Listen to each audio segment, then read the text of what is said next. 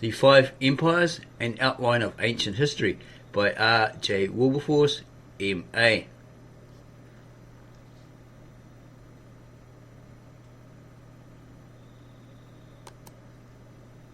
Contents page. Contents continued. Contents page continued again. The Five Empires.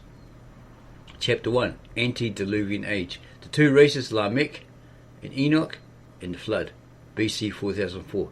This is what Sayce tried to say, that God finished creating everything in 4004. Incorrect. If the pre-Egyptians started making their prototype mounds for the pyramids in 2000 BC.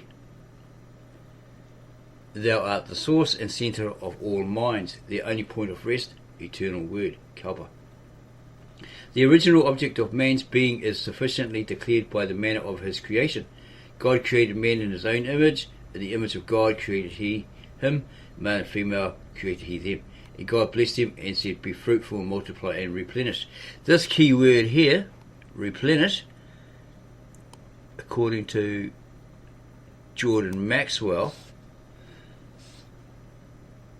was a command God gave to Adam and Eve, because prior to their existence, according to what he claims to be Jeremiah's vision, he saw lush grass, etc., abundance,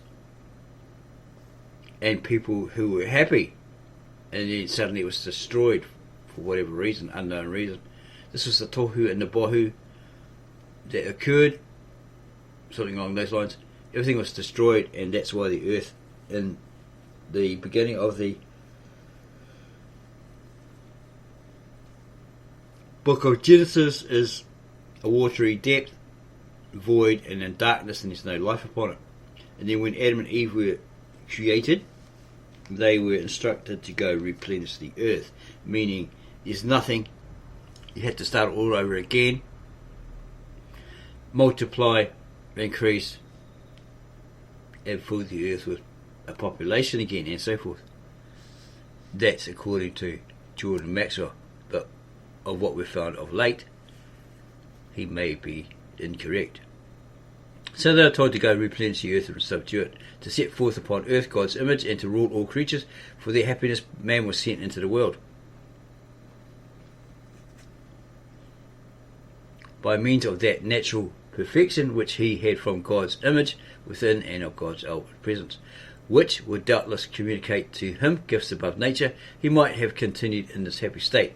He felt, however, he was cut off from God's outward presence, and God's image within became corrupted and debased. Yet even then, when he was not altogether forsaken, in the course of his history declares by what means it has pleased God to renew in some measure his lost image, and to give hopes hereafter of its perfect restoration. The end of man's existence since fall has been to compass this object, and with a view to it he has had to learn first what is the weakness and degradation of his corrupted nature, and secondly in what manner he may regain that purity which has been lost. A promise on this subject was given to our first parents, and as it was a promise, the attainment of which did not rest with themselves, but was to be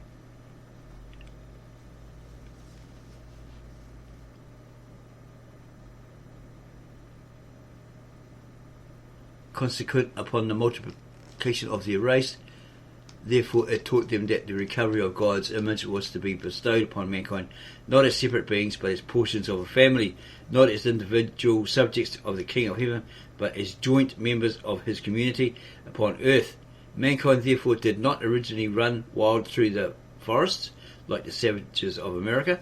They did not unite, as some have supposed, because they anticipated the blessings of civilization, but their hopes were anchored upon a promise which could be fulfilled only by their first becoming members of a family, and then of that larger family which is called a nation. Thus arose human society out of the common expectation of the regeneration of men. Its course was long, painful and complicated, and oftentimes none but he who sees the end from the beginning could have perceived that it advanced.